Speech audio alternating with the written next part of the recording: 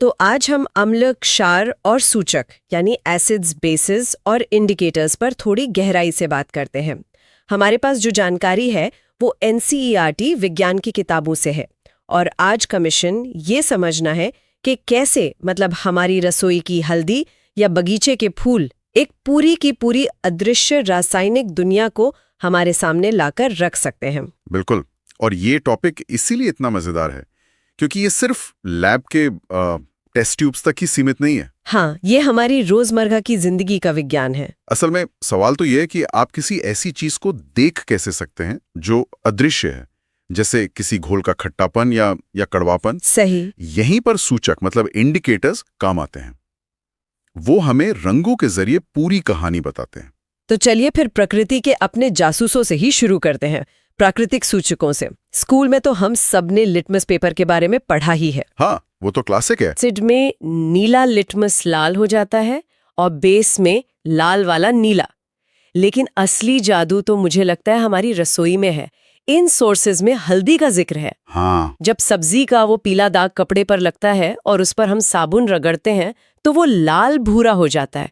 मैं हमेशा सोचती थी ये होता क्या है। हाँ, ये तो हम सबने देखा है और ये असल दुनिया का एक बेहतरीन उदाहरण है। क्यों होता है ये? क्योंकि साबुन क्षारीय मतलब बेसिक होता है और हल्दी उसके संपर्क में आते ही अपना रंग बदल लेती है। सोर्सेज में कुछ और भी बहुत सुंदर उदाहरण हैं।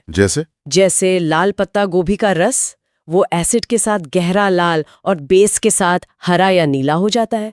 या फिर गुड़हल के फूल का रस जो एसिड में गहरा गुलाबी और बेस में हरा रंग दिखाता है। और एक हाइड्रेंजिया फूल का भी जिक्र है, वो तो कमाल ही है। हाँ, वो तो है ही। मतलब फूल का रंग इस बात पर निर्भर करेगा कि मिट्टी कैसी है, एसिडिक है या बेसिक। ये तो ऐसा हुआ जैसे प्रकृति ने हमें एक जीता जागता मिट्टी का टेस्टर दे दिया हो। बिल्कुल सही कहा। वो सिर्फ एक फूल नहीं है, वो एक तरह का बायो इंडिकेटर है जो लाखों सालों में विकसित हुआ है। ये प्रकृति की अपनी टेक्नोलॉजी है। वाह। लेकिन हाँ, जब हमें और भी ज्यादा सटीक नतीजों की जरूरत पड़ती है तब हम लैब की तरफ देखते हैं। हाँ, तो रसोई और बगीचे से अब लैब में आते हैं। इन सोर्सेज में सिंथेटिक इंडिकेटर्स के बारे में भी बताया गया है जो इंसानों ने बनाए हैं। बिल्कुल, जैसे फिनोल्फ्थैलीन जो बेस में गुलाबी हो जाता है पर एसिड में रंगहीन रहता है, और एक मिथाइल ऑरेंज भी है जो एसिड में लाल और बेस में पीला होता है। ये नाम सुनने में थोड़े भारी लगते हैं। नाम भले ही मुश्किल हों, लेकिन काम बड़ा सीधा करते हैं। पर सोर्सेज में एक और अनोखी श्रेणी का जिक्र है। अच्छा? गंधीय सूचक यानी ऑल्फैक्टरी इंडिकेटर्स। ये रंग से नहीं बल्कि गंध से बताते हैं कि कोई चीज एसिड है या बेस। गंध से? वो कैसे? जैसे प्याज, वनीला या लौंग का तेल। इनकी अपनी एक तेज गंध होती है जो एसिड में तो बनी रहती है, पर जैसे ही आप इन्हें किसी बेस में डालते हैं वो गंध एक तरह से गायब हो जाती है। ये तो बहुत ही अलग बात है, पर हमें गंध वाले सूचक की जरूरत क्यों पड़ेगी जब हमारे पास रंग बदलने वाले सूचक हैं ही? ये एक बहुत अच्छा सवाल है। सोचिए, अगर कोई घोल पहले से ही बहुत गहरे रंग का हो तो उसमें रंग का बदलाव देखना मुश्किल होगा। बिल्कुल।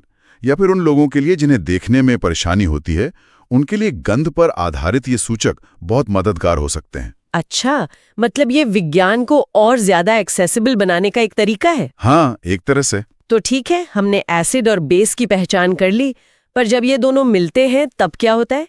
ये तो किसी फिल्म की कहानी जैसा लगता है जहां दो दुश्मन आमने सामने हो। और अंजाम भी कुछ वैसा ही होता है। इस प्रक्रिया को उदासीनीकरण यानी न्यूट्रलाइजेशन कहते हैं। न्यूट्रलाइजेशन? जब एक एसिड और एक बेस मिलते हैं तो वो एक दूसरे के असर को पूरी तरह से खत्म कर देते हैं, और पीछे क्या बचता है? सिर्फ लवण और पानी, सॉल्ट एंड वाटर।